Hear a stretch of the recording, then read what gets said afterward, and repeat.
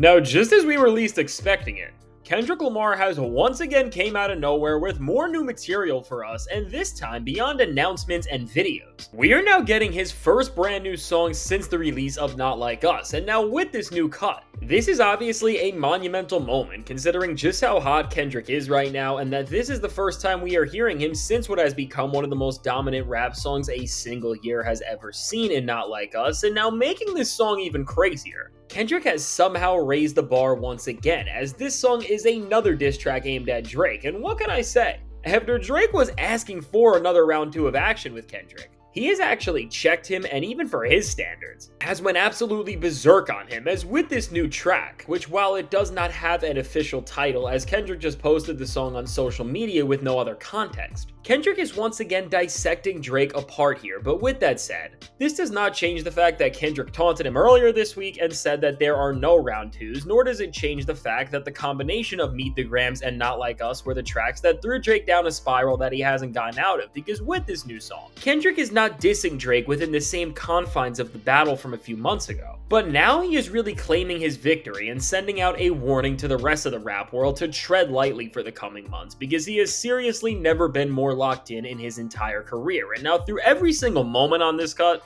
Kendrick proves this sentiment to be more and more true with each second, as with a haunting and mesmerizing beat from Cardo, who for reference also produced on Euphoria, Kendrick delivers another diabolical performance that shows us that he is a musical mastermind like no other, as already with the first line on this track, Kendrick opens things up saying, "I think it's time to watch the party die," which immediately sets the tone for what's to come, as this line is a direct reference to Meet the Grams when Kendrick used the device of crashing Drake's party to capture what this moment really meant, which was of course to destroy Drake and start to clean up rap music after all the harm he has done to the genre. So here, Kendrick is bringing back this idea of the party to cement the fact that he is destroying everything Drake ever harmed rap with once and for all. And now following this up, Kendrick alludes again to the Drake beef as he says, "This stuff done got too wicked to apologize. It's different. Get him whacked and disqualified." And now with these lines, Kendrick is specifically acknowledging the fact that he has clipped Drake's wings, and now that his reign is over and the era of him being the top guy in rap is gone, as based on what we have seen this summer, Drake's career has been in an absolutely miserable state with just how bad the quality of his music is,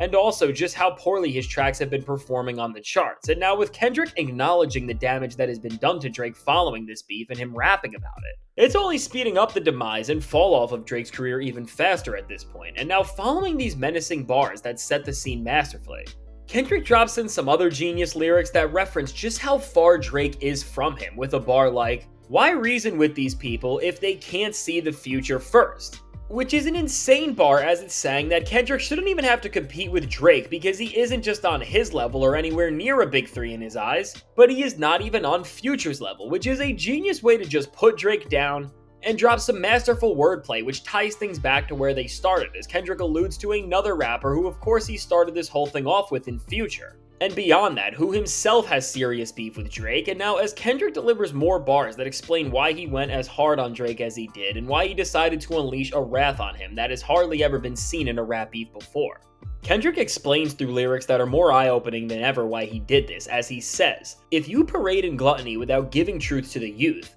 the graveyard is company," which is saying that Drake is polluting the rap world with meaningless content and filler garbage that is only going to harm listeners who are trying to grip onto what he's saying. And meanwhile with Kendrick, while he is not perfect, he is trying to lead people to the truth, because the way rap has been run in Drake's hands as Kendrick has been gone for a few years is failing everything and everybody. And now following this up, as this message is representing the fact that the Drake era is over and Kendrick is here to start something new. He doesn't just keep dissing Drake and denouncing everything he stood for, but he also comes at the people who have been sitting in Drake's corner and have been trying to reinforce the same values that he is obsessed with. And specifically here, Kendrick calls out DJ academics as he says, "Influencers talk down cause I'm not with the basic stuff, but they don't hate me, they hate the man I represent. The type of man that never D-ride cause I want a favor." And now with these bars, if I'm Ak or anybody else who has been fighting for Drake's name and acting like he is so much more than what he actually is, I would just quit after Kendrick said this, because with these lines, he is making someone like Ak and also others look absolutely pathetic. And now after throwing more shade at people like academics and also Drake, Kendrick closes this verse off saying, I would trade all of y'all for Nip. I can't be proud of you, which is such a chilling way to end a verse, and again, as Kendrick is paying tribute to the one and only Nipsey Hussle and is showing just how low he thinks of the people dominating the space he's in today. It is showing this remorseless approach that Kendrick is bringing as he is trying to clear out all of the toxicity that has polluted the genre he holds so dear to his heart. And now after a hook which features Kendrick praying and then referencing the opening line of the song again, we see clear parallels and a direct continuation of all of his other diss tracks, as here it sounds like he's not just mirroring Meet the Grams with the party line, but also 616 in LA. As just like on that track, he is chatting with a higher power on the hook, and now with the second verse of this cut, Kendrick continues dealing out this same level of lyrical havoc as he builds on everything he said in the first, as he alludes to Drake once again doing things that a respectable person just doesn't, and then disses academics even harder with bars that call him out for spreading misinformation on Drake's behalf, and then just lyrically putting him into the blender. He then brings up the type of cases that academics is facing right now, which makes this clearly about him, and it's absolutely just a sinister way to take down another person. And now following these words, as Kendrick clears out all the disdain he has for the people who he feels are holding hip-hop back, he then envisions this better future and landscape of hip-hop and really the entire world, as he talks about seeing a new earth filled with beautiful people that are making humanity work. And it seems like this bar doubles for Kendrick's vision on where he wants rap to be and where it can be with these people out of it, as once again he is referencing back to this idea of purity. And after capturing the wonder of this bar even more with a reprise of the hook, Kendrick kicks off the track's third and final verse by keeping this theme of faith and purity within the balance, as he references Christian rapper Lecrae and questions what he would do in Kendrick's shoes, but then says despite him wanting to be empathetic, his heart is like D1. And now this is a great line because for those who don't know, D1 is a battle rapper from New Orleans, which is of course where the Super Bowl is being played this year, and we have seen the drama with that, as some people including Drake are absolutely livid about the fact that Lil Wayne is not playing and Kendrick is. And on top of that, as D1 is a battle rapper, Kendrick is referencing him right in line with Lecrae, who is a Christian rapper, to show this conflict he is facing with these two personality types on his shoulder, which again, as this song keeps tying back to the idea and concept of faith. Using actual rappers who embody these two opposing forces to create this lyrical scene is truly brilliant and breathtaking. And now as Kendrick is about to make a decision, before we can see what path he goes on, his vocals go blank, which is another masterful artistic touch, which represents the confusion of this conflict and leaves it up to us, the listener, to figure out the direction he is gonna go in. And once his vocals touch back in,